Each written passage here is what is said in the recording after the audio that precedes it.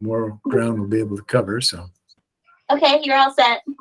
okay, I'd like to welcome everyone to the September 2nd, 2022 meeting of the Niskuna Complete Streets. This is actually our August meeting, but we're meeting on the 2nd today. I'll just start quickly with our roll call, and after we go through the roll, I'm going to give our new member Ben O'Shea a couple of minutes just to introduce himself, and he was appointed to the board at the last meeting. But anyway, Tess Healy, Tess here with us yet? Probably will join as we go. Paulina Manzo is here. Hi, Paulina. How are you? Carla Duggal is here. Hi, Carla. How are you? I'm here. Dart Strayer. Dart, is Dart out there yet? No. Yeah, I think Dart's coming today because he didn't come to eat HP either. Okay. Jim Levy is on the road, and he is returning from vacation, I think. So he won't be able to join us today. Elise, how are you? Nice to see you. Elise Corbett. Well, I see Elise here. Elise, let me ask, are you a senior this year? Oh. Is this your senior year, Elise? Your mute is on. Yes, it is. I'm so sorry. I was having sound issues, so I had to switch devices. Oh, okay. So you're did you graduate this past May, or you're gonna go another year with us? Another year. Oh, good. That's a comfort. That's a comfort to us all. Good. So Elise Corbin, Andrew Millspa. Andrew, not yet, but hopefully on the way. Catherine Kuzman. Catherine is here. Hello, Catherine. And Ben O'Shea. Ben is here. Welcome to Complete Streets, Ben. And if you'd like to introduce yourself to the public that is galvanized to Complete Streets and the rest of the members, you could say hello and give us a little 2-minute bio and maybe about your interest in Complete Streets. Sure. Hi, everyone. Thank you so much for allowing me to be a part of the committee. I'm really looking forward to trying to help out and just, offer whatever I can offer to you guys. I've been living in Niskuna, in Old Niskuna, since January of 2011. My wife, Jen, and I have 2 boys, Liam and Braden. They're 7 and 9, going into 2nd and 4th grade at Hillside. So it's busy around here, just getting ready to start school for everybody. I'm a native of Seattle. That's where I grew up and graduated high school from. I've lived all over the country, though. I've lived in Tucson, Arizona. I've lived in Portland, Oregon, obviously in Seattle and here. But I've also traveled a lot. I've commuted and worked in 45 different metropolitan areas across the country as part of a job that I did for a year and a half. So I feel like I've kind of lived through a lot on a bike and in a car and on a bus and, as a pedestrian as well. And it's something that is of keen interest to myself and my wife because of where we live in Old Niskuna. And occasionally the traffic can get kind of out of control. So, yeah, I just am really happy to be here with you guys. So thank you. Good. Thank you, Ben. And Seattle has a lot of roundabouts with maybe planters in the middle of the road. Is that true? And Yeah. Just quickly, was it a nuisance? Was it a good? What was your experience with those traffic calming devices in Seattle? I'm used to them. I grew up with them my whole life, basically. We call them traffic circles. And a lot of them are not very big, like maybe 10 feet across completely, or 8 feet across in the smallest versions. I wish I could give you a real specific number, but yeah, they're not a nuisance. Honestly, it makes it so it's not worth it to speed through an intersection. It changes the inertia of the car, in terms of the direction that you're going, the speed that you're going. You exit the intersections at a slower speed. It forces you to use the right of way at all times. And one appealing thing to a lot of people who hate stop signs is that you don't have to stop hardly ever, unless there's a person in the way. So that, along with they can be really pretty, and they are neighborhood enhancing, in my opinion. They're dual purpose, not just for the traffic that are in place in that intersection, but with reflective signage. As soon as someone turns down onto a street at night, you'll see that yellow sign, the little reflective yellow dots on the yellow sign flashing right back at you, so you know that there's something coming up in the way. So yeah, I mean, it's something that I've seen a lot of. It's in wide use in Seattle. I think that there are thousands of them that they can point to on the Seattle Transportation Department website, which I found to be a really good resource for different ideas and plans and things like that. And, Okay. yeah. Well, thank you, Ben. Welcome to Complete Streets Committee. Let's just jump over quickly to the July 29 minutes. Everyone has received those. I have just a couple small things. On line 81, we're talking about bike lanes on Lexington, and it says the committee agreed to this idea, meaning doing the bike lanes and getting out to talk to the neighborhood. It says Chairman Chapman stated, no, the committee will need to pick a date. It really should say now the committee will need to pick a date. And then over on line 103, kind of follows our discussion on Safe Streets for All federal grant. And line 103 reads, the committee decided they would like to go forward with an implementation plan grant, which several of us were kind of recommending that at the last meeting. But I do want to say implementation plan grant, comma, but agreed that this decision lies with the town board.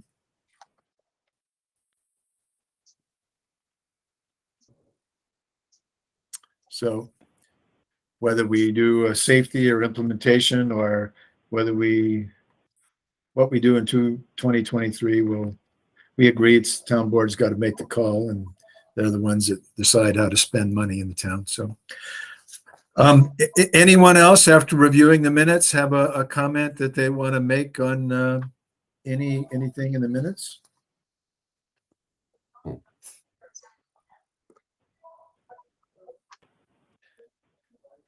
Anyone else? Modification of the minutes? If not, I would like to offer a motion that we accept the minutes for the July 29, 22 meeting of the Complete Streets Committee. And looking for a second. Second by Paulina Manzo. And all in favor of accepting the minutes for July 29, if you just hold up your hand. Okay, good. Looks like unanimous to me, Laura. Thank Okay. you. Moving on to old business, 1747 Union Street, the Rosetta Market. Bill, do we just want to see, I don't know if she's on, but Maria Westbrook. Okay, yes. We do have a privilege of the floor. We might have one or two citizens. So yes, please, let's do that if we can. Yeah, I was able to only join by phone. So thanks for letting me sit in. The name and address again, it's Maria, did I hear? Maria Westbrook? Westbrook. Oh, Yeah, Westbrook. I live on Row Road. Row Road, okay. Yeah. Well, thank you, Maria, for joining us today. And what is your comment to the board? Or the street?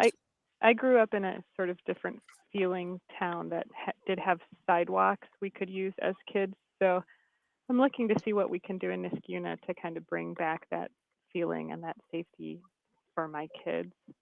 But I'm encouraged by all the different projects that you've been working on.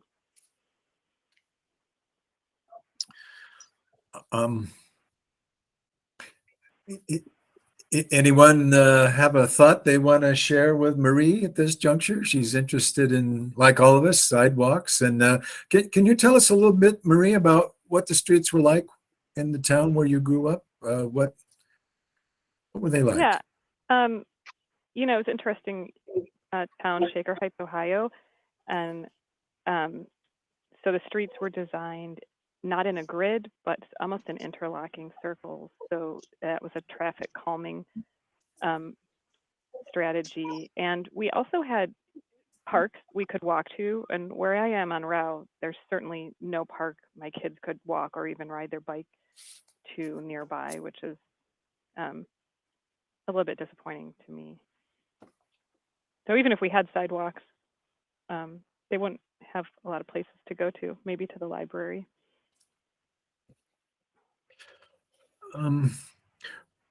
Well, if you're interested, we do have a big complete streets map that kind of shows bikeways and walkways for moving about the town of Niskayuna, and I'm happy to drop one off to you if you're willing to share your street address. But it would be a lot of money to go back to kind of refit streets in the town with sidewalks. I mean, a lot of the streets are not that wide, and it would involve going up on the people's yards and affecting bushes and trees. And I think we've kind of tried to focus on getting sidewalks on busy roads, like maybe Rosendale Road or Knott Street and other busy roads. And then our focus has been a little bit on educating the public, maybe doing share rows on certain streets, and really kind of a courtesy campaign with residents of the town that if the share row is there, to please expect that there are going to be walkers and bikers on the road, and we'd like motorists to share the road with bikers and pedestrians. And also we kind of push the mantra that roads are not all about just for cars, that we have the county and the town and state spending money on roads, and that we're hopeful that the focus will be more on pedestrians and bikers. They pay their taxes too. And certainly with the climate change, we want more people walking and biking, and even with the school district making the decision to send 7th and 8th graders to Iroquois and all 5th and 6th to Van Antwerp, that we're trying to focus on how students can return to walking to school, and then trying to get the infrastructure in place where they can do that. I also think our plan, which I'll drop off, we're intent on people being able to walk and bike to school, but also walk and bike to business centers, have bike access to get to the bike path, bike access to get to businesses and other things in the town, and even for people to be able to bike to work. So it'd be super expensive to go back to do sidewalks on all the roads that they weren't put in the first place. And it could be a lot of residents wouldn't want them. It would chew up too much of their front yard. But I think if we do some public education on bike lanes and having share rows on the street, and we've identified some streets that people can move about the town, the more people start using them, the more motorists I think will be prepared to, see pedestrians and bicycle folks there. And, the more we get the public educated on stopping at crosswalks and being aware of bike paths, we're hopeful that we'll get closer to the kind of safer community that you grew up in, and that was true of Shaker Heights, Ohio. Anyone else have a thought they want to share with Maria today?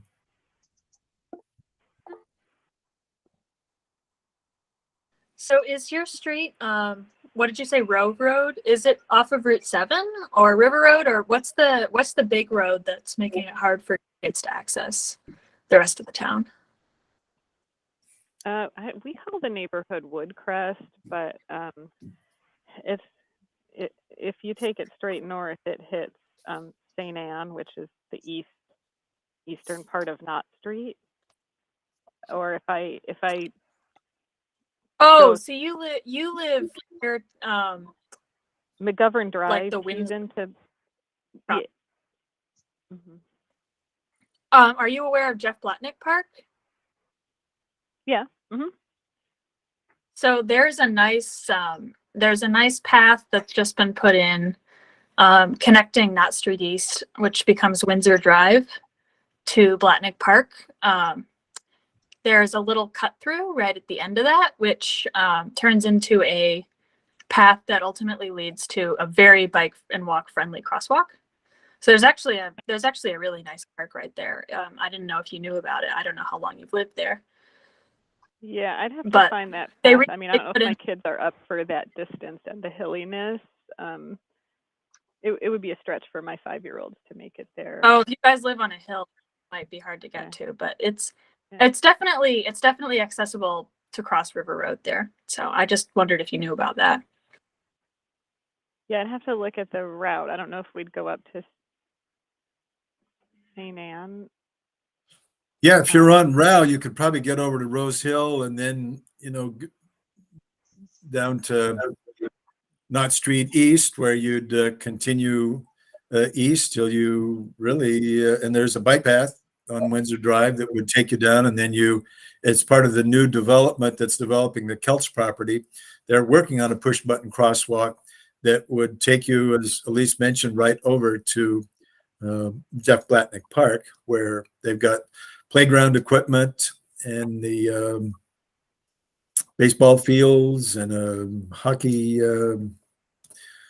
park and other things. And plus it gets you to the bike path. So if you want to go, you can ride well, it's a little bit of a hike for a 5-year-old, of course, down to the playground equipment behind Craig's school or the bike path. So it's got some accessibility to recreational things. And you'll see that on There's the map. also River Road, but the side, Yeah. though the shoulders are not very good on River Road. So you can reach River Road from it's Hempstead as well. And my kids grew up in that general area, and I always felt comfortable with them riding within Rosendale Estates. Cars do look out for you there. I mean, for a 5-year-old, that would be very young, but when they get a little older, I always felt comfortable with them going over to their friends over there. The only road I wasn't comfortable with was Rosendale. But yeah, if you can get over to Hempstead there, which you just have from Row, you go to Rose Hill, and then you cut down a couple streets, and you can hit the River Road Park from the back way. And there's like a playground there and fields and everything. So Maria, if you like what you hear, to follow up with me with an email, I can send you a map maybe, and we can just take a look at that. But and I love how kind and generous you guys are with your privilege of the floor. But we want to make sure that we're taking comments that we undertake and then think about it. Yeah, Okay. Thanks. I didn't mean to hijack the meeting. Thanks a lot. No, you're not. You're just offering comments, Marie. Thank you.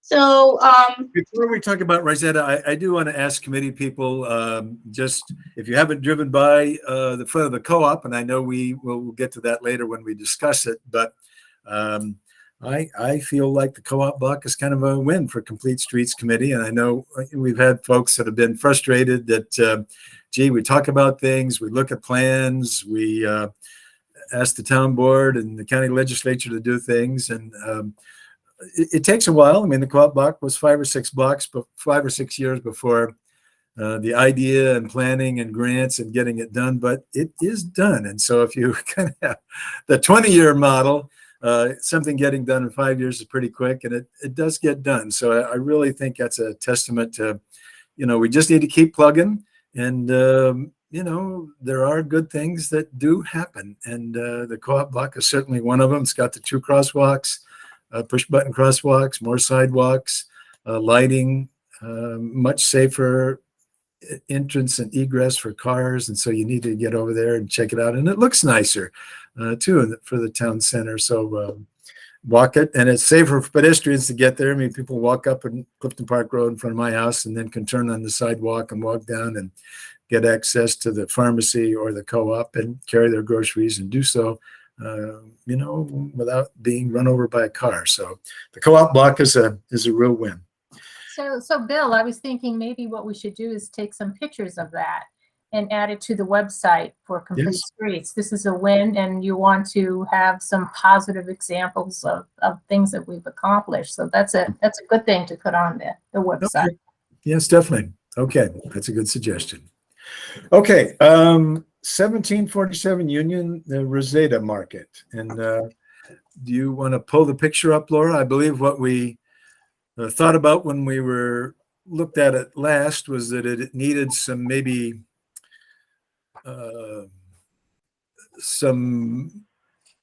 maybe a curb island or some plantings or something on Van Antwerp that would kind of narrow down the entrance and exits on Van Antwerp for traffic. So it was kind of defined a little bit and a little bit less of a no man's land for cars coming in and going out. So any improvements, Laura, the planning board has recommended or thought about?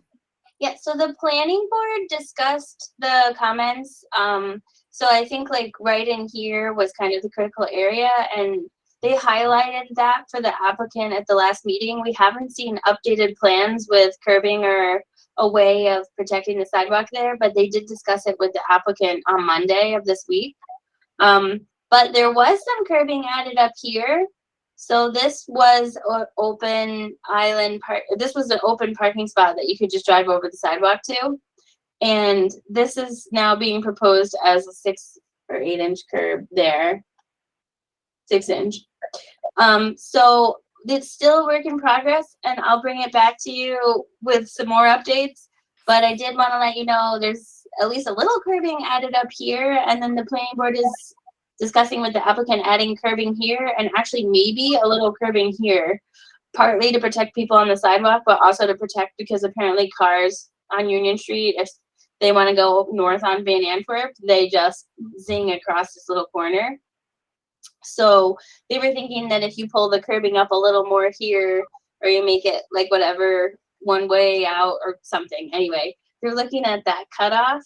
So not a fully updated plan yet. Some curbing up here to protect the pedestrians, and then still working on curbing below.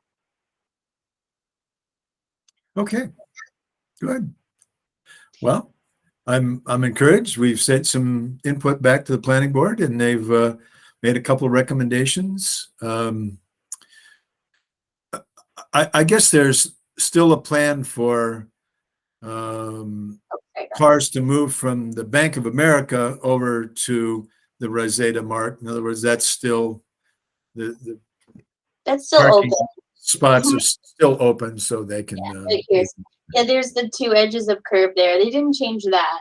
They did add some curbing here to neck this down. We want them to add the curbing there, and then the planning board may require some curbing down there.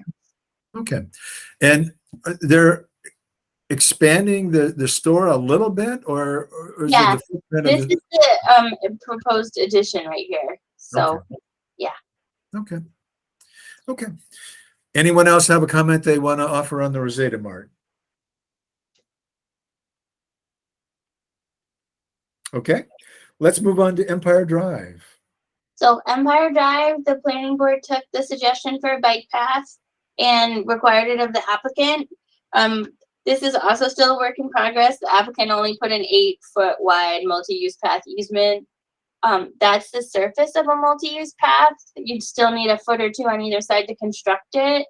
So we've asked them to update this to a 12-foot multi-use path easement, but it's on the paper. The planning board is working on it, and the next step is to make it slightly bigger.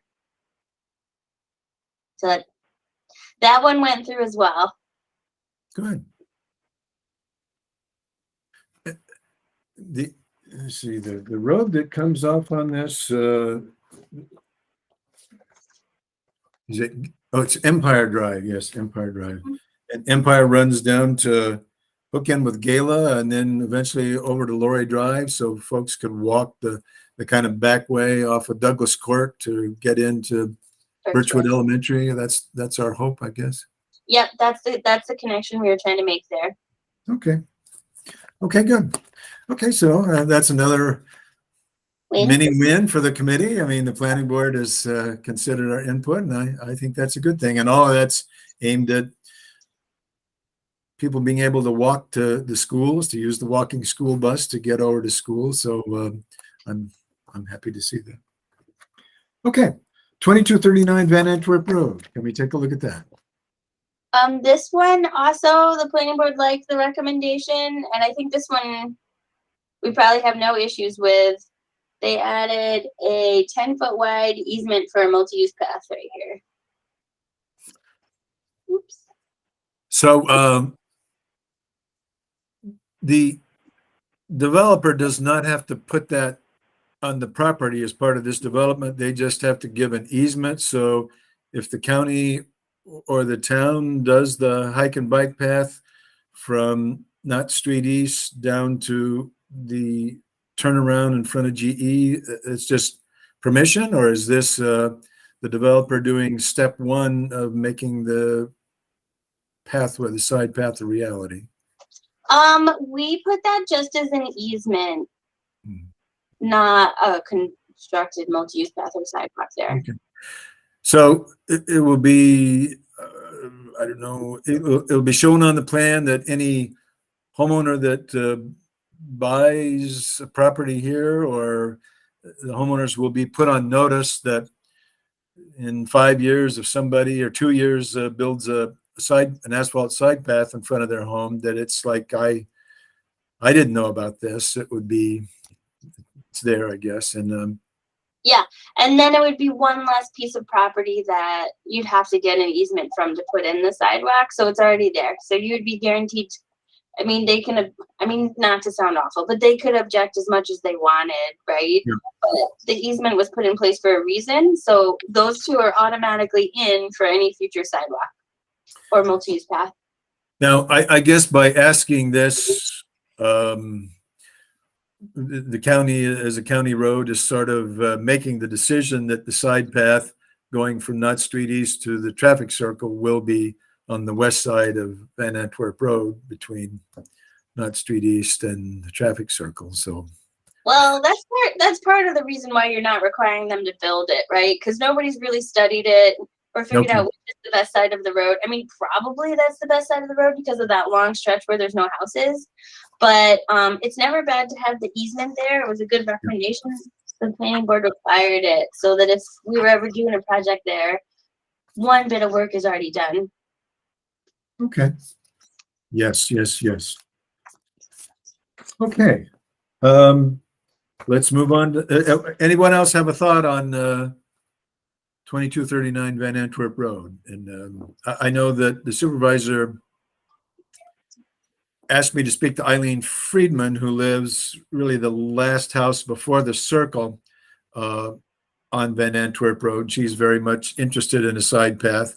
And she pointed out, matter of fact, I saw him going by. There were workers that work at GE that either bike or walk to GE, and they are on Van Antwerp Road, and they really have to struggle a little bit once they get up to the circle. You know, how do you get across the circle? And some of them have kind of gone a little bit to the east. There used to be a crosswalk there that went across, but that's something we need to think about, is that, you know, once bikers or pedestrians get down there, then, you know, do they cross Van Antwerp to get over to a crosswalk? Or if they head further west, would there be another crosswalk there? That how do pedestrians and bikers get access to GE, or even, you know, to Capel on the other side? So we need to look at that, but it's progress. Okay. Anyway, there are residents on Van Antwerp Road that want the side path support. I mean, Ms. Friedman felt like there were other residents that were supportive of getting it. And then we have, we've talked about getting people to work, biking and walking, that it's a busy connecting road to GE. And so it's a good thing to work on. Which side of the road does she live on? The She's same on side? the opposite side. This the is the west side, so she's on the east side. I think she ends in a, well, it's Friedman, I think it's the last house before the circle. And she and her husband there, and they're very supportive, and they indicated to me they felt like many of their neighbors were too. So that's that's a good thing. And I did put it on the list, our priorities list that we're going to talk about in below, but it's already on the list. Van Antwerp Road from Knott Street east to the traffic circle. So, okay, let's take a look at the Broken Inn. Okay, so this is very preliminary. It just went to the planning board for one meeting at the last planning board meeting. I know that we've looked at this intersection. We did some public outreach and hired an engineer to come up with some plans to neck down the intersection of Crescent Road and Clifton Park Road. This is the owner of the Broken Inn's proposal to try and fix some of the issues that are in there. It's actually quite different from the ones that the town developed, in that the ones that the town developed, there was like a median, you know, so that you couldn't back out onto the road. And this one, the cars would be backing out onto the road, which is what they just fixed at the Knott Street proposal. But it does have the advantage of fixing that giant no man's land. So I think that there would be a lot more definition of where the road is and where the alleyway, and you'd actually have to physically turn from Crescent Road. You'd have to physically turn, and you could probably put a stop line here and actually choose right or left, you know, when you hit Clifton Park Road, because this changes that giant sea of asphalt there. And you can see from the rendering that the applicant would be proposing to put in benches, which would be public, that people could gather at any time, bike racks, obviously to promote people biking and walking to the entire plaza. They would be open to the public to the entire plaza. The tables would probably mostly be related to the restaurant. He said that if there wasn't vandalism or theft, he probably could leave them out, and anytime the restaurant wasn't open, people could sit at them. But when the restaurant was open, I think the proposal that he brought to the planning board would be that those tables would be used for the restaurant. But that's the very preliminary, and then obviously the other advantage is that he would be paying for all of the infrastructure that you see here, which makes it a lot more doable to the town. But yeah, it does have its pros and cons, right? Because the cars backing out is the exact situation that we just tried to fix on Knott Street. So I didn't know if you guys wanted to discuss or provide the planning board with some initial thoughts. I can zoom in on it a little if you need it to be zoomed in. The police chief said, Laura, can you overlay it on an aerial? I asked them to, but I don't have it yet. But I could pull up an aerial if you wanted to see too, if you're not familiar.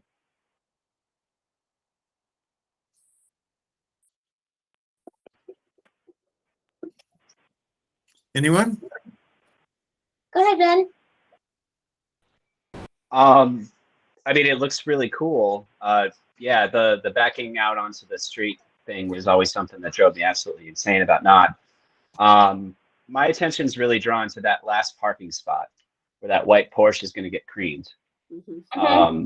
So like some sort of a landscape bed to really solidify that intersection. If you're going to think about a stop sign, yeah. Yeah. Yeah, I mean, that's what jumps out to me. It looks really cool. You know, it's really exciting that people want to invest money in the town. So one of the things the planning board discussed is that parking always comes as an issue over there, and this does add parking, but they were considering that it might be safer to lose that parking space and just actually make that parking space a curbed island with landscaping, because that way it would kind of frame the different parking spaces and potentially help define that intersection. But that's kind of like what you were saying, right? yeah, and I'm wondering. I'm sorry. On the other end of that strip, on the buffer, the 9 feet beyond the handicap spot, is it 9 feet by code, or is it 9 feet just because they have 9 feet? It's 9 feet because they have 9 feet. Oh, yeah, so I mean, than code. I mean, you know, they it looks like they could borrow from that and put it on the other end and put something physical there. So put a physical barrier. I'm gonna say that's to the north. And another thing is that whoever's going to get into that car is really going to be in danger. Yes. You know, and any kids getting out of that vehicle, anybody accessing the trunk is going to be really in danger. And then, you know, just, I'm sorry, while I'm unmuted, the only other thing that I'm seeing is or I guess my only concern beyond that would be, I guess, getting in and out of the alleyway, which, you know, is a minefield now, so no one really uses it, but just to, you know, just to make sure it's like clear, that kind of a thing. I don't know how I'd fix that. The new parking configuration actually helps the alleyway. I mean, the trucks, it would be more clear. You wouldn't be driving through a parking lot. But I agree with Ben that, I mean, backing out for any of those parking spaces at the closest to Crescent Road, you'd be backing into like a three-way intersection, and it would be very awkward. And also another thing, they had talked about when the committee was meeting for this, I think they discussed the importance of having enough parking in that area. And by this configuration would actually, you'd be going down by like 10 parking spaces or something. Is that going to be an issue? So this configuration adds 2 parking spaces to the overall parking in that area. Clark, the applicant said it adds 4 parking spaces, but Clark did a planning department estimate and truly counted the spaces prior to the Schenectady County's plan. Okay. And it adds 2 parking spaces to the existing parking over there. So it doesn't take any away, it adds 2. But if the initial plan, they had like 26 parking spaces, but then you're talking about Schenectady County changed that. And so you mean between the town's plan and this plan? yeah. Oh yes, this has less parking spaces in the town's plan. The downside to the town's plan was that I had the engineers do a cost estimate on it, and it was $300,000. It was about $300,000. That was the issue with the town's plan there. And the town's plan also had a lot less public gathering space. If you give me a second, I might be able to find the town's plan and we can kind of look at it. But so I feel like this plan maximizes the outdoor space with like, you know, the benches and the bike path, and obviously a benefit to the restaurant to have the outdoor tables. I mean, that's a benefit obviously to them directly. But so this has much more public gathering space, but then I think the flow of the cars isn't as good. But our plan, which I'll try and find, I think only had 8 or 12 feet of sidewalk. So it doesn't have the public gathering space that this plan has. So that's kind of maybe something I'll see if I can find it. Hold on. I love the public gathering space. I mean, I like the tables. Yeah, and actually having public gathering space down here might prompt the co-op to put a couple tables in front of their door too, to, you know, serve coffee and a pastry or something like that. If it's a nice sunny day, obviously not in the winter time, but you know, you could have some walking in front of the co-op along all the businesses there. If you have a couple tables down in front of the co-op, and then you have another gathering space down at this end of the co-op block also.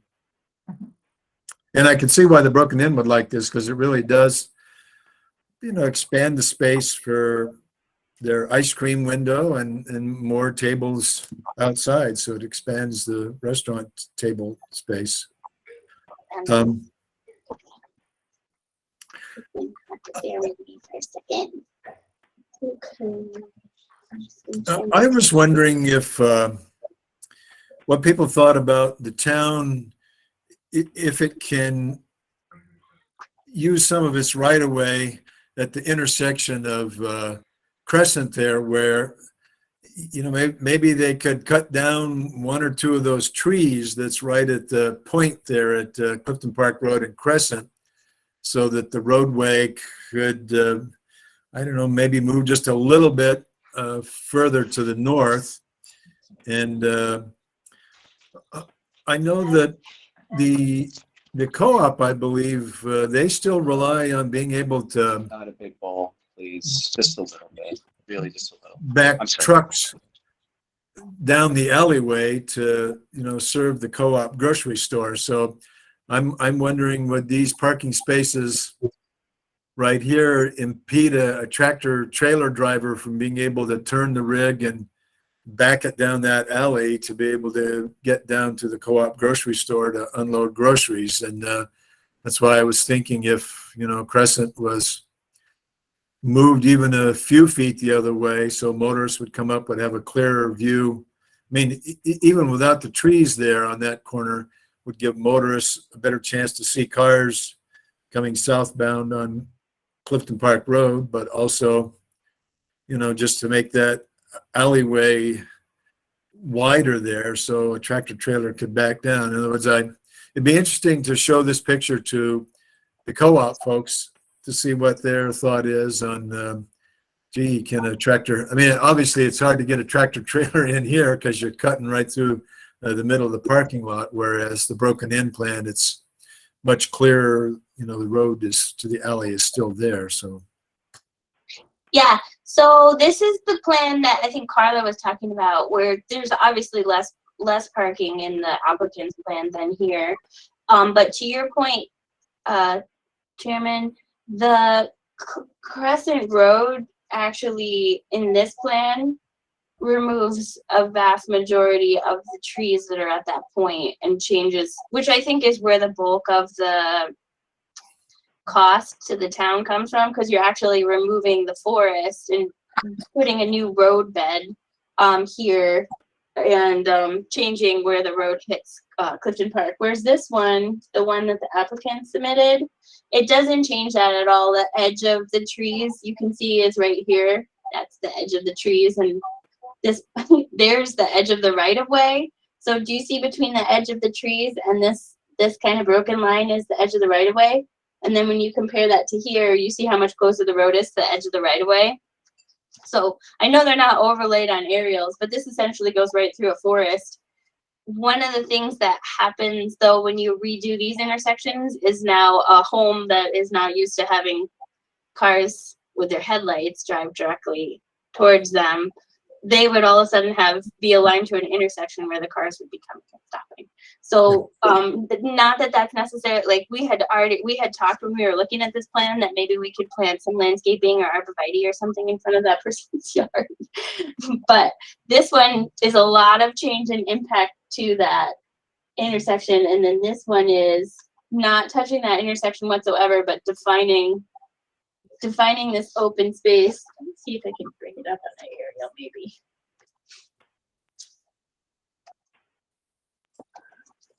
Oops. Sorry, carry on. So Ben's point about on that last parking spot in front of the broken in, the one that borders Crescent, is putting a curb there to make it clear that, this is part of the broken in and your intersection gets defined there. But it might also be a curb that the tractor trailers are driving over on a routine basis, either in or out to get in and out the alley. And that's why I was, if you did put curb there, then I'd want to maybe at least trim some of the trees over on the tip of Crescent there, just so, you get more of a T with Clifton Park Road, a little bit more, not as extreme as the original plan, but. You can make it mountable too, Oh, go ahead, Ben. Thanks.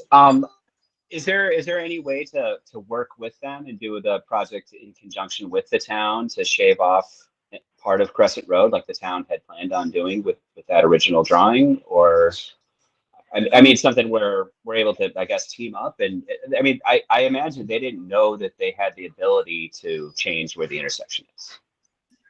Well, I think so. Probably the applicant probably wouldn't pay for that. But teaming up, seeing, if we could come up with some kind of a hybrid plan with, us and the applicant and maybe Metroplex, that the hybrid might be the ultimate, best. We could put that as a question too. I mean, you guys would know better than me that it's been an area of conversation for a while now. And it's like if we have somebody to implement the parking side and the retail side and the open communal space side, and we can focus on like the logistics, like you're saying, of getting those tractor trailers into the alley, keeping people safe, making sure that that intersection is as defined as possible with the best traffic flow. I mean, if we're able to somehow, that seems logical.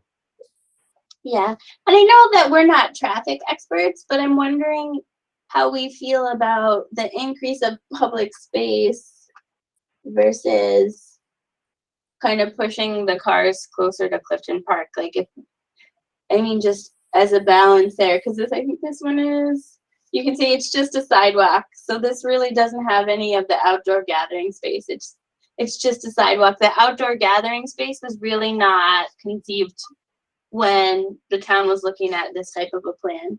So I don't know how we feel about trying to make places where people who are walking and biking to the Co-op Plaza can actually sit and tie their bikes up.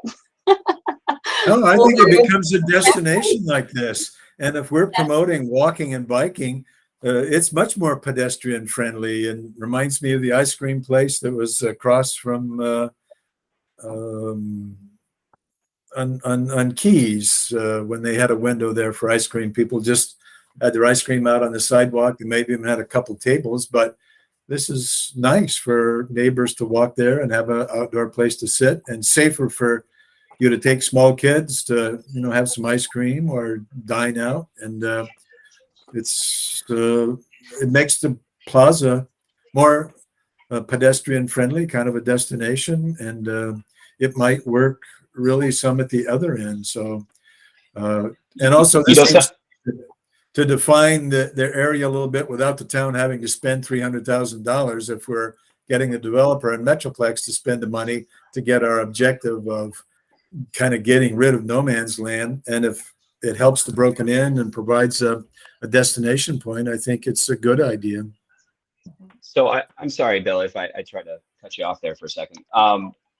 While you were talking, I really just had kind of a revelation. Like the main difference to me between the town's plan and the Broken Inn's plan is that the town's plan is going to divert more cars to that area, and the Broken Inn's plan is going to not increase the amount of car traffic back there, which I don't think is something we want to do necessarily. And if it's something that has more of that open space and is known, like you said, is like a destination when the weather's nicer, then I think that's just going to enhance like our or the committee's vision of the neighborhood being as walkable as possible. Yeah, I agree with you, Ben. I really like the increase of pedestrian space. I wish there was a way to do it without pushing the cars sort of towards Clifton Park Road, although Clifton Park Road is a lot less busy than Knott Street. So that might help a little. So I wrote down that you guys definitely would want to put the physical barrier on the north of the parking. That's this one. North is that way. So that's this spot right here. Maybe we can steal a little space from the handicap and not lose the parking spot. I thought that was a good observation.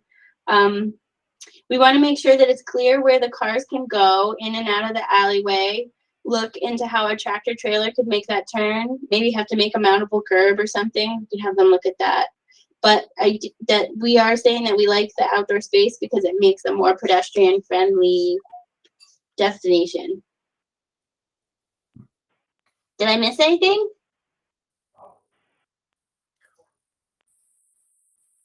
Well, I don't know if just could a little bit of the foliage be trimmed at the corner of Clifton Park and Crescent? I mean, just so drivers can see, and it may, I don't know, widen that intersection just a little bit. So the motorists, I'm sympathetic to a homeowner not wanting headlights coming in right there. So I'm not talking a lot. But you could do a little bit of shaving with and maintain most of the forest there, but still, get a more direct shot from Crescent to Clifton Park Road. Make that a little wider, which the tractor trailers might appreciate if they have to back down. And I would just add that to the list, which it's on the town right away, so the town would have to do the trimming. But I have a quick question. Is there a weight limit for vehicles on Crescent Road currently? I don't know. I don't know that. I'll have to look into it for you. Because I mean, to me, like if you're able to make it where you take a little bit off of that edge, that little nub that sticks out, you have all the tractor trailers come in on Crescent Road, drive straight down perpendicular to Clifton Park, and then they back right up. I mean, that should work. I mean, unless there's some sort of a weight restriction, you know, in the I code. don't think there are. Like I could look. I don't. The town I think just recently they set the weight limit on Story, which I think was fairly historic. I'm not sure that the town really has a whole lot of weight limits on its road, but I'll look. Maybe we just have like a universal one. I'm not really sure.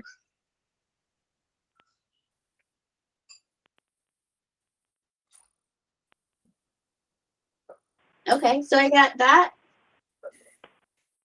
anyone else on Broken In? Okay, let's move on to demonstration project, the bike path on Lexington and the roundabout at, well, our discussion on the roundabout at Lexington, or excuse me, Baker in Wyoming. Yeah, I've been working on that with the different committees, and some of the feedback I got was that they really like the idea of us demoing a mini roundabout, but they're concerned that on Wyoming and Baker, the intersection is kind of funky because it's like a weird Y, and their preference would be that we demonstrate it initially on a very standard intersection so that people can see a standard application of it. And then see whether or not they like it. They're worried that if we put it on kind of a non-standard intersection, that because we haven't tested it anywhere else, that it might be difficult to have that be the first place that we try the mini roundabout and get comments on it. So one of the places that they were thinking was like, so if we go back to our original idea where we were going to put the bike lane on Lexington between like, you know, Clifton Park and Regent Dean or something, and then we could put a little sign that says, you know, try out our mini roundabout, you know, with a like hang a right and go up to like either I can bring it up, but Regent and Morrow, maybe. Let me bring up a map. Oh, hold on. Can I ask? Regent and Baker would be a 4-way with a pretty standard. Here, I'll show you. Yeah, Regent Baker. I was wondering. I mean, if they're set in stone, but we've had the folks on Wyoming. I mean, they see a lot of traffic volume, and then people not really yielding too much at the yield sign, but you know, we've asked for a stop sign, which we need to follow up on. But would that intersection still be, we're responding to a concern by neighbors about a lot of I don't know, connecting traffic, if you will, and a problematic intersection? I'm almost wondering, the roundabout was kind of two things. One is to try a roundabout out, but also to see if it could be traffic calming, which if Mr. Mastrani were here, he might say, oh, if people are not wild about it, they might, if they're on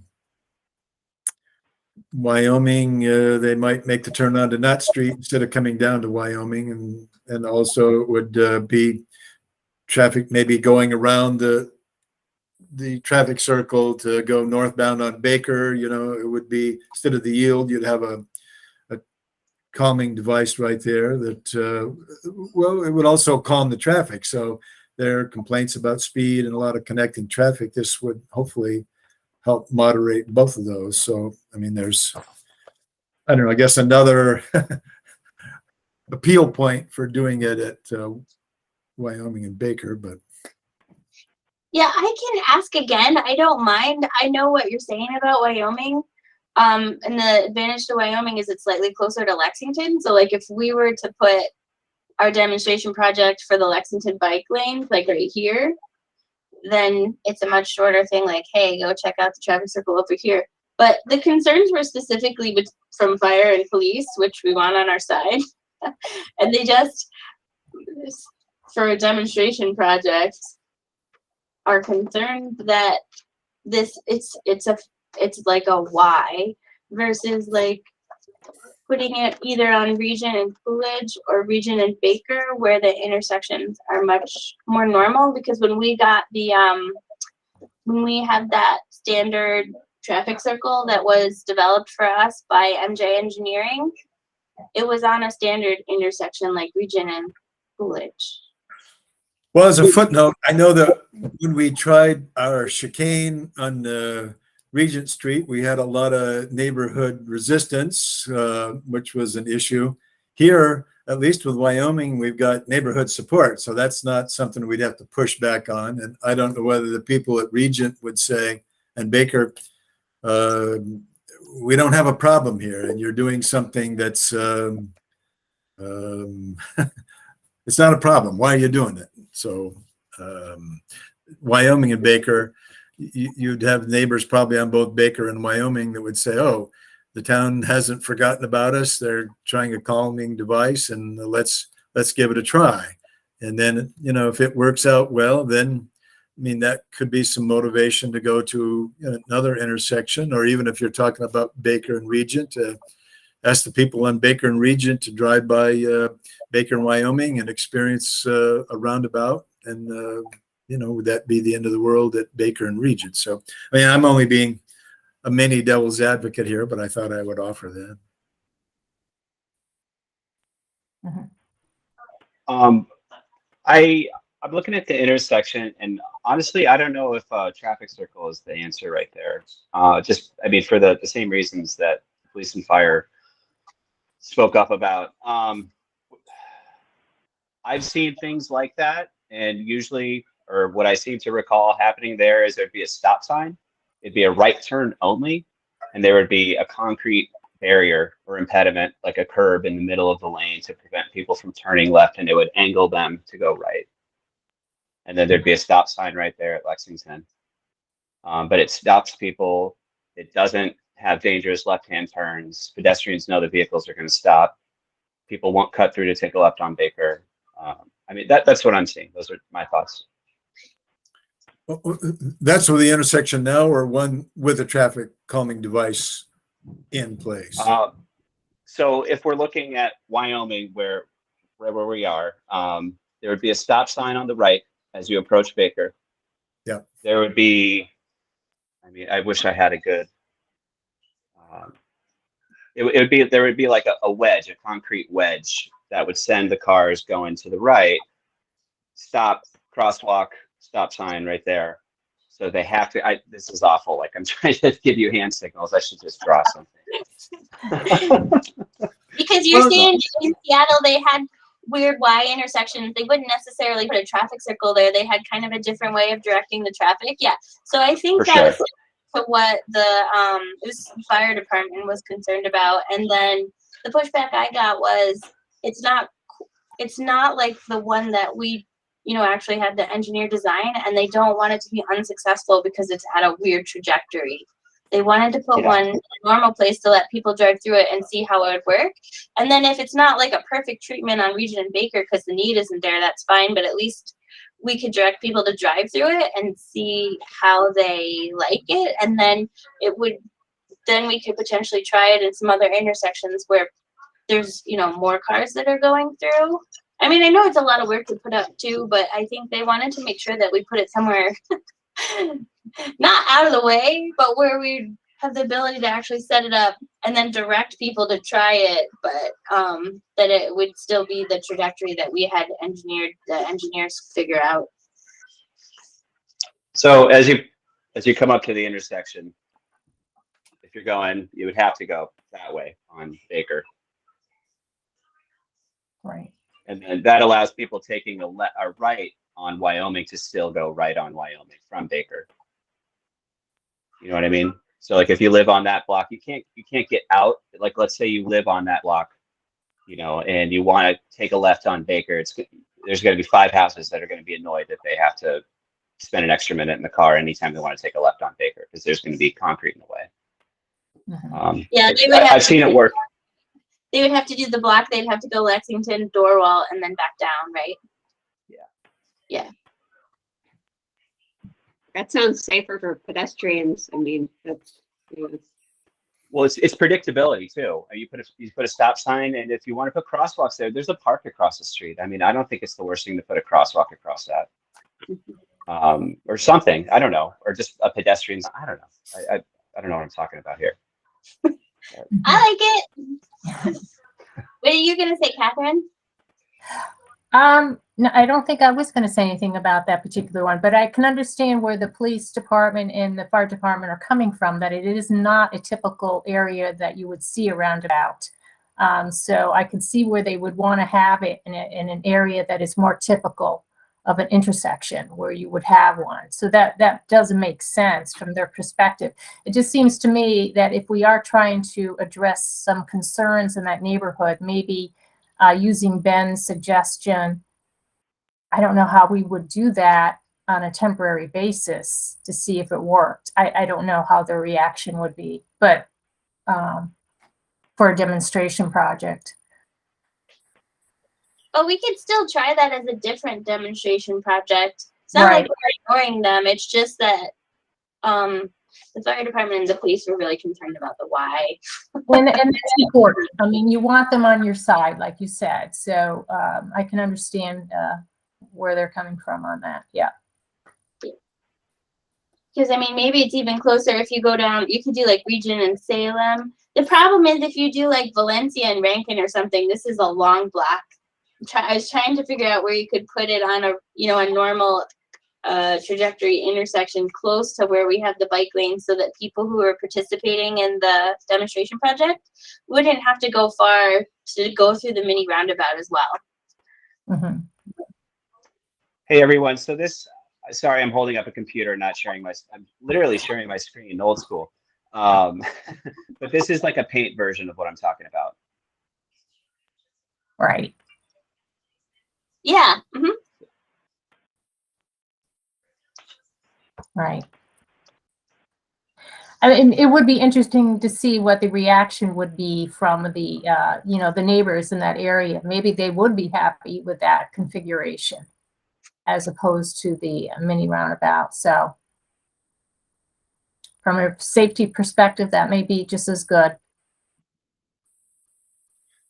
Yeah, I'm thinking the people that come on Wyoming down to Baker to turn left to get going on Balltown, and maybe if they're northbound on Balltown, they would have turned on McClellan or something like that. But if they have a hard time making a left turn, would they take the right down to Lex, and then we'd be putting the traffic on Lexington to go down to the light at Lexington and Balltown to go north on Balltown? So, I mean, maybe those cars are there already, but because Lexington's a collector, so I mean, I know, and the houses are set back pretty far on Lexington, so it's not like you want to direct Balltown road traffic onto Lexington. But if you're directing, people who might normally choose to go left on Baker to get over to Balltown Road to just bring them down to Lexington, it's probably potentially more appropriate than driving on Baker.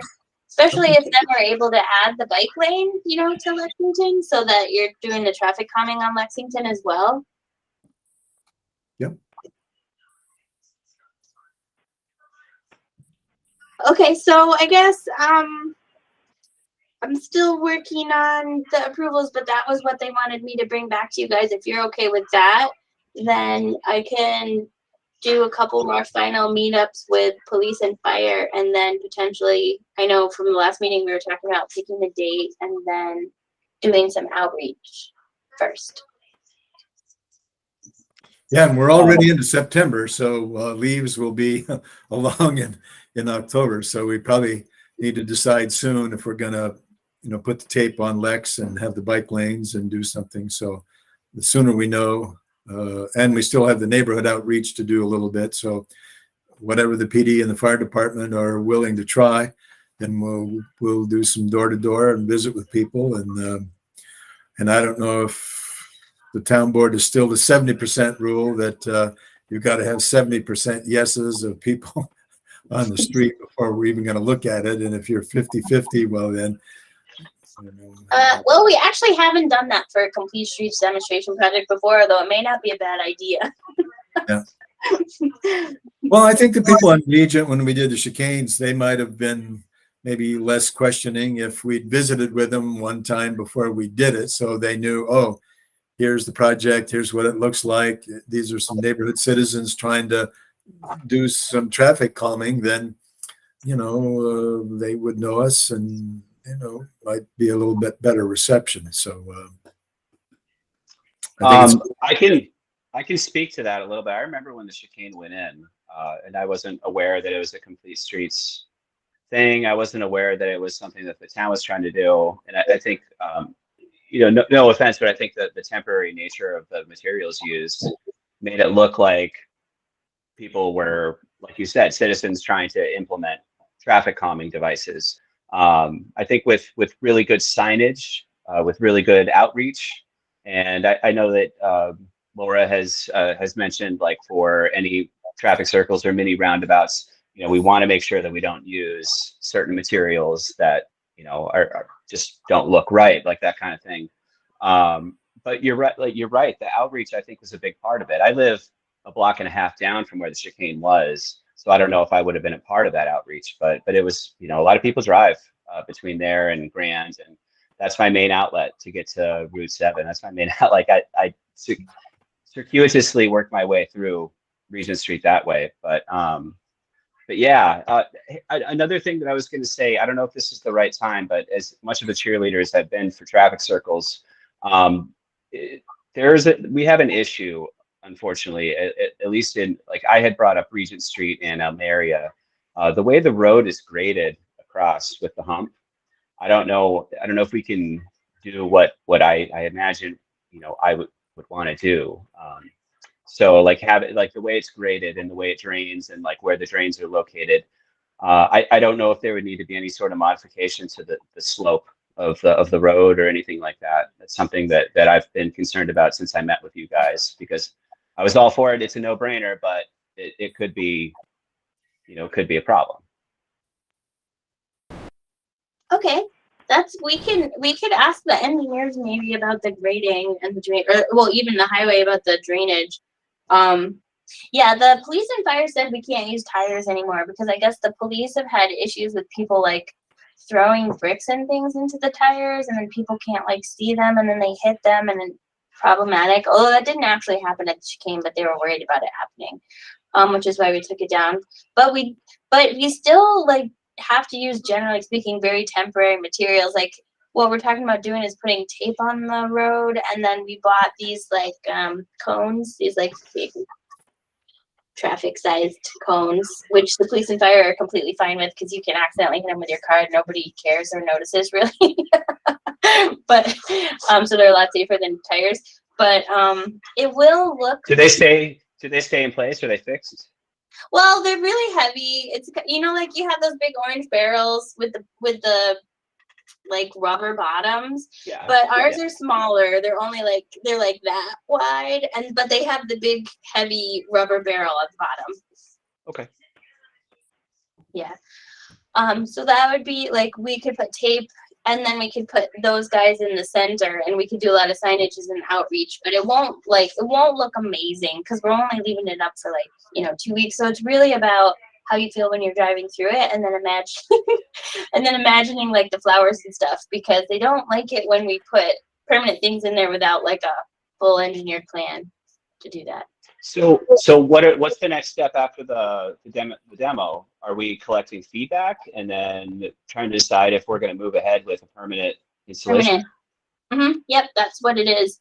What we found with the chicanes, which may be partly material based or whatever, but I think that we also, once we put them up, that region is just a little thin for chicanes. Like, if you look at a typical application for chicanes, the road is generally speaking wider, which is what we found when we put the demonstration project in. We also got a lot of feedback that it was hard for the bikes and stuff to know where to go, and people felt like the chicanes were pushing the bikes into the road.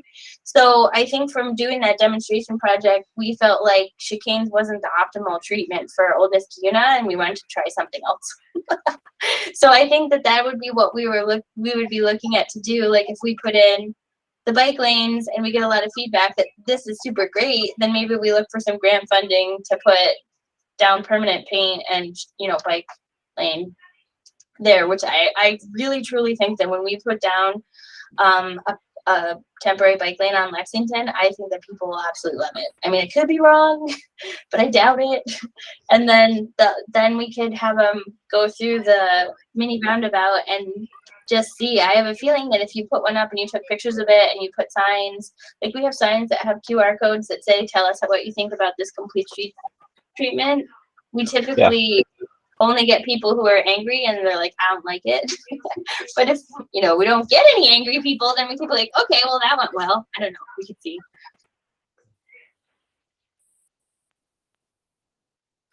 It's like a balance. If you get one angry person, that probably means that you have 20 to 25 or more people who are like, oh, this is fine.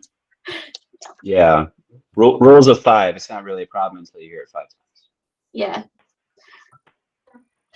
Okay. Yeah, I mean, roundabouts always have folks that are just totally against them. I mean, I have run into so many people, and certainly when I worked with the Department of Transportation, there was always a lot of, initial dislike of the roundabouts. But once people get used to them, there's just there's a learning curve, I guess.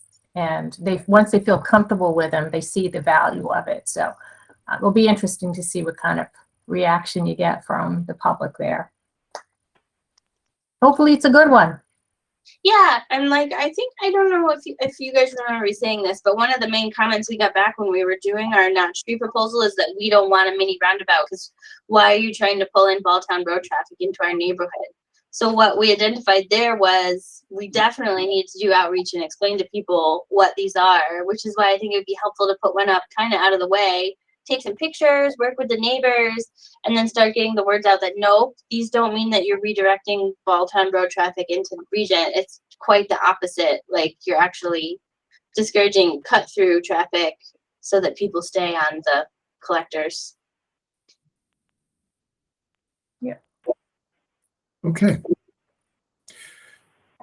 So we're going to continue to look at Regent and Baker, that intersection for a roundabout? Yeah, that's the 4. So I'm not an expert on it. We designed one, I think, for a 4-way. And then if we wanted it to be slightly closer, it would be Regent and Coolidge, which is like a T intersection. Which I think. Honestly, I think having it at Regent and Baker and having it off of Lexington, it's not that far off. It's about 3 blocks. Yeah, and it's small blocks. Yeah. Mm-hmm. Yeah, and it keeps it all proximal, but it's not on top of each other. So it's, I don't know, not that anyone would get overwhelmed with stuff like this, but I don't know. It seems nice to kind of spread it out, but it's not that far. Yeah, I like that it's a 4 too, because I think that's what we were looking for, is the 4-way. Yeah, Okay. I would definitely say Baker over Coolidge. Okay. So Baker and Regent. I know we wanted to avoid Regent, but that's the closest street. Poor Regent.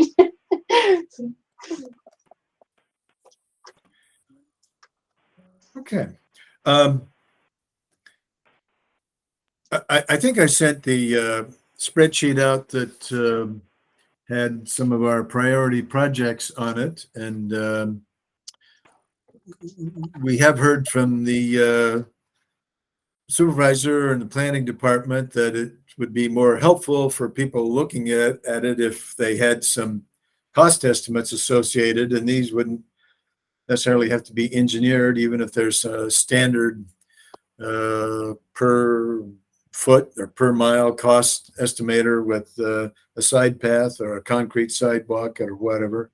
And I mean, I'd be happy to sit down with Clark Henry, or maybe Jim knows about these, or we just try to add a column to our spreadsheet with estimated cost on these. So if our town board members are looking at it, or even if our complete streets committee are looking at it, it's like, well, what could be the cost on some of these things? So I don't know. Do you have a thought, Laura, on the best way to do cost estimates, or is that just the best way is to use some published material on concrete sidewalks or side paths or whatever to try to look at how many feet of path or sidewalk you're trying to do and what's the standard cost factor for doing it, and put those in the sheet? Yeah, I've used the DOT cost estimator before. It's conservative because DOT is pretty conservative, although I've still managed to have stuff come over budget from the DOT cost estimator. So that's what I use. I think what it would come down to is maybe like scheduling, like, I don't know, a subcommittee meeting or something where there's a group of people who are sitting around with their laptops, like, okay, we want, we're saying this connector, it's going to be, somebody measures it, you can measure it on a, digital map. It's going to be 200 feet long. Then you go over to the DOT estimator and you're like, okay, multi-use path, 200 feet long. That, is there going to be a crosswalk, whatever, you add them all in and then it can give you an estimate. But I think you probably need a couple people sitting in a room together, dedicating the time to just getting some cost estimates, to put to some of these projects, just so that we get a sense of, what it would be. And knowing that it's constantly escalating right now, but maybe someday it'll go back down. I don't know. Okay. So maybe Bill, like, you could reach out to like Jim, and I would love to be at that meeting. I don't know if I can, but you could invite me and get a couple people in the room to try and sit down with that tool. It's pretty easy to understand. So we don't need to be in the room with an engineering firm that's got more data at their fingertips, that, if we're using DOT cost estimators, it's more just being familiar with where to go to consult those, and then looking at other things that might be, I don't know how many trees or what would you have to go around, or power poles, or Well, to some crosswalks or stuff like that. like super complex projects aren't going to work that great on the DOT estimator. But if you're like, okay, I'm doing a sidewalk from, on Rosendale Road from, Country Club Estates to Rao or something, like, you're just, it's not going to be perfect, but you're going to measure the distance along Rosendale Road. You're going to say, okay, how many times do I have to put a crosswalk? Because you put the crosswalk along, Rosendale or whatever. And then you're just going to input that, right, into the spreadsheet. Say 200 feet, this many crosswalks, and it spits out a number. It's not perfect, but it's good guidance. Nobody's going to be like, oh, you said this is going to be, $300,000 and it's $2 million. That happens. Yeah. So is this Bill and Jim Levy sitting down, or would this be Bill and Jim Levy make an appointment with the clerk to sit in front of his computer and look at the things on our spreadsheet and just try to best we can come up with what we think is a number? Or would we want to walk some of these streets so we see, take some pictures of some of the streets where we're anticipating doing work so we can see some of the stuff that's in the way? Or no, I think it's just sitting down at a computer with a measuring tool and an estimator, really, just so that, like I said, it's not going to be perfect.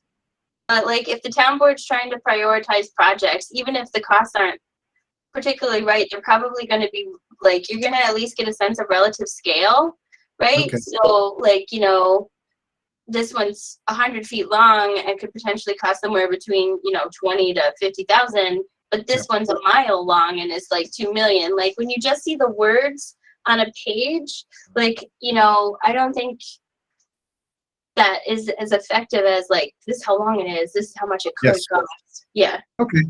Okay, good. How about utility corridors update? We have a couple minutes left. I know Elise is not here.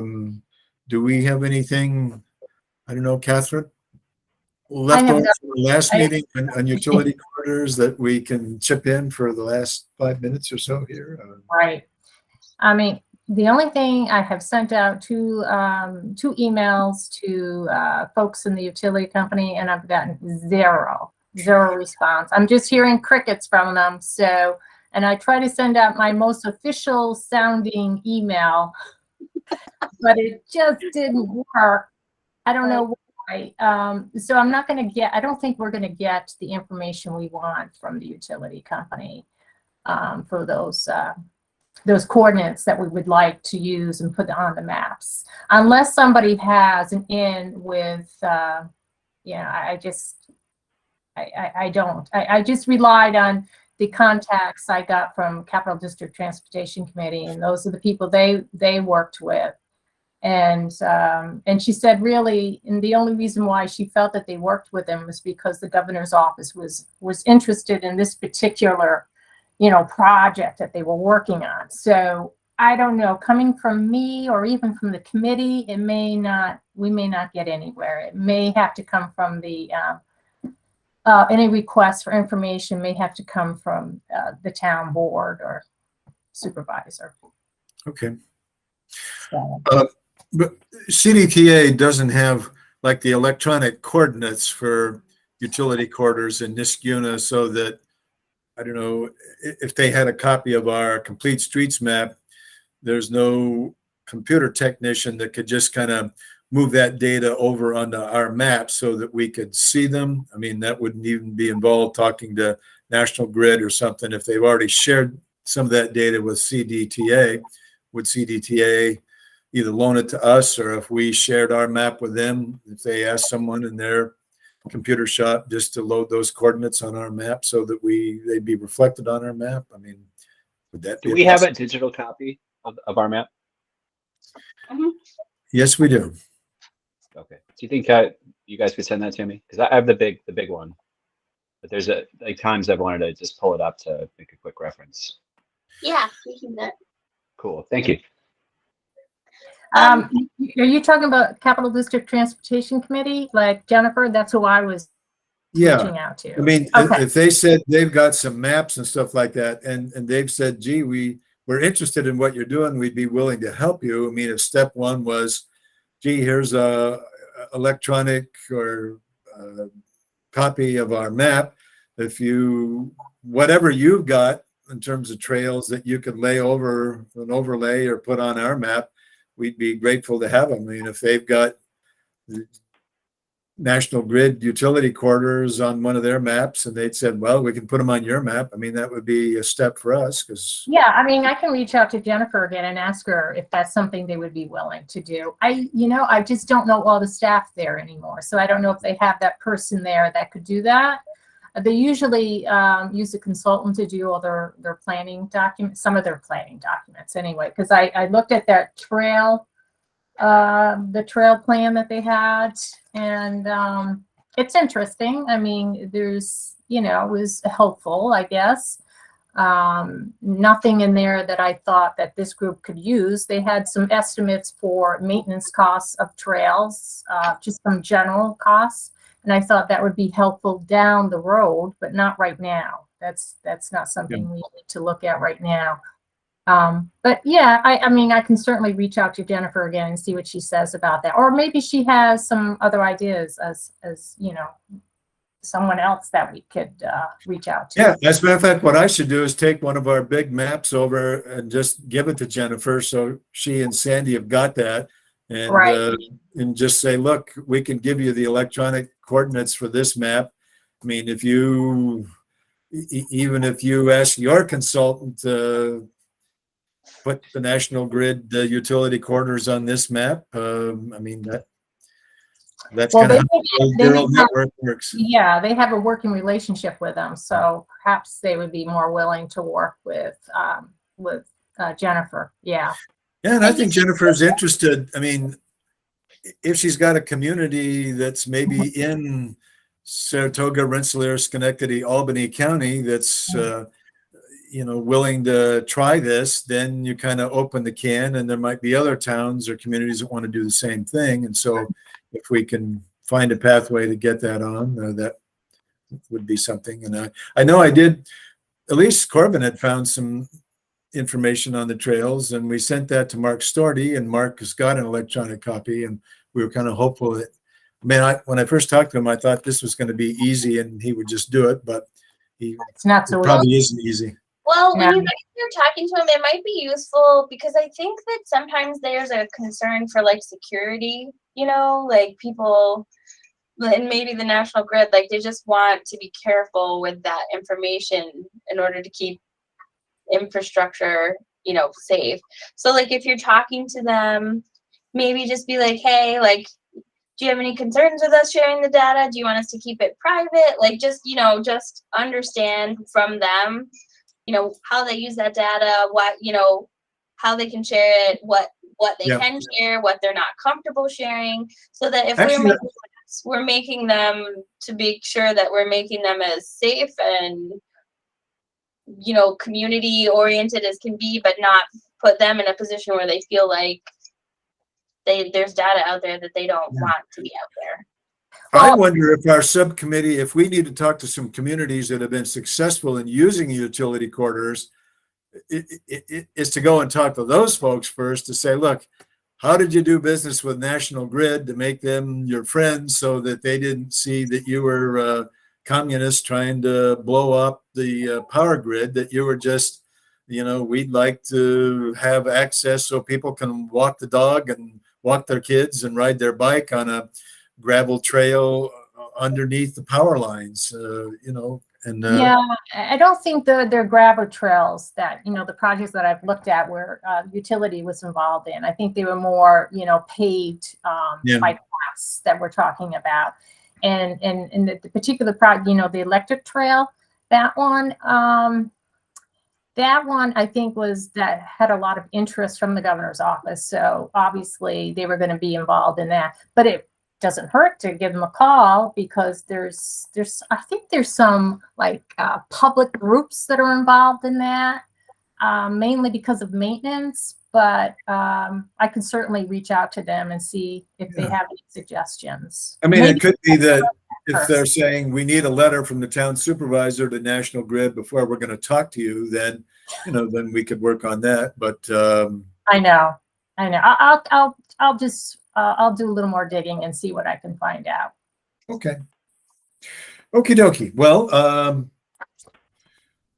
Laura, you have possibly changing our September 30 meeting time, or has that been resolved? Since Ben has said he thinks he can join us at 2:30 and. Well, I actually think 2:30 might even still be hard for Elise because they changed the time of the schools. So I didn't know if you guys wanted to revisit the time, but we lost a bunch of people. Yeah. But I guess what we could do is send out an email saying, does 2:30 work for people? Can we do super early? Should we do a later time? I guess that's the question. Sometimes the 2:30 on Friday, I think we lose people. Well, this is a vacation time right now, Yeah, so I'm not surprised. Yeah, a lot of people are on vacation. And it's a 3-day weekend too, so it's not really. Yeah, exactly. But we do have two folks in school now, so that's why we kind of moved to the 2:30. So Elise could join us from 2:30 to 4. And then we have people that have childcare things, so we need to quit sharply at 4. And again, with Zoom, so people don't have to drive to get to town hall. Just kind of join us at 2:30. And so, I don't know, kind of like town residents are in a little bit of a rut that odd and even days, you can water the grass from 7 to 9. Once you've got them in that rut, if you change to something else, then you get other things. So, I don't know. Ben, you had said 2:30 could still work for you, or is that going to be a hardship, would you say? I'm done on Fridays at 2:18, assuming I can get out of the parking lot. I could probably be to town hall by 2:35, but I could definitely make 2:30 online. No problem. Okay. Well, we can send the email just to see what folks think, or we could stay with 2:30 to 4 until we come to the next crisis, I guess, or whatever. I'm happy to go either way. Yeah. Do you guys know what time this High School gets out? I think it's like 3 now, which is why the 2:30 is actually harder for Elise than it was. Because when we moved it to 2:30, high school didn't get out, or high school got out at like 2, but then they moved it back an hour, I think. Yeah. I know. Because when school was in session, she was coming in late, remember? Which is still okay, but she really does like meetings. So I'll send an email. I mean, I'll just send an email and see. I don't remember off the I mean, I know it works for a lot of people. It definitely works for me, but I'm the reason that we have to hard stop at 4 though. Sorry. I think it's 3:15. I just pulled it up. Oh, it is. Okay, yeah. Yeah. So that's why she was getting here at like 3:40, I think, which was, still reasonable, but it was almost the very end of the meeting. I just need to send a letter to whatever class she has at Get her out on Fridays. 2:30 to say this is part of her educational work and this is essential and we need to have her here, and so that she gets a dispensation from the school to join these meetings. So I would think Hopefully she has participation in government, that block. That's right. Okay, well, I think we want to, quit on time here. So thank everyone for coming today. And I guess I'll move that we adjourn the meeting for September 2nd, and we'll see everybody on the 30th. So motion to adjourn, and I'm looking for a second. Just a quick question. So you applied for this, the funding for The safe a street study systems. versus implementation, right? Or you're applying? I am not. No, Okay. I don't have the time to do it. Okay. So just for a study or not, they're not doing any applying this year. I'm not. Okay. No, I wasn't sure. Okay. This giant plan that came in during the meeting is it's 2 grants and 1 bonding put together, and it's consuming a ton of my time. I just physically can't. Okay. Like, I'm trying to actually get our projects on the ground. So I don't know. I don't think that the town board decided to hire a grant writer on that one. I think the police chief talked to the county to see, what the county was doing and if the county could help. And there was a lot of feelers out there to try and get something done. But I think the heavy lift, that grant, and I'm not able to do it. Right. Something we should all keep in mind is that this is a 4-year cycle. Yep. And so like we should be working, if we are going to ultimately apply, we're starting on next year, like September 15th for next year. Like that's the deadline. So Right. Yeah, and I think that's a really great idea. Like what I had said is that we need more of a shovel-ready project too. So I really think that working on a shovel-ready project will make us much more, not as heavy a lift when the next round comes around. And there's other grant programs too. So if we have some narrative that we have in place and some projects that we have in place that we can just kind of insert into whatever grant program we're talking about, because there's the Transportation Alternatives Program too that usually comes up every 2 years. And that's great for this type of project that we're talking about, complete street projects, any kind of projects. So I would, if we start getting things together now. And I love the tip. I'm comfortable submitting projects there. That's how we funded Flower Hill and Center Soccer Fields, and I love working with CDTC. So yeah, I love that program. It's great. Okay. Okay. All done for today. All right. Looking for a second. Catherine or Carla? Carla's second. So I'm assuming everybody's had enough for one day, and we'll see you on the 30th of September. So thank you for coming today. Thank you for the good discussion. And Ben, thank you for joining us. It's been a good meeting. So, yeah, thanks for having me. okay. Bye-bye. Thanks, guys.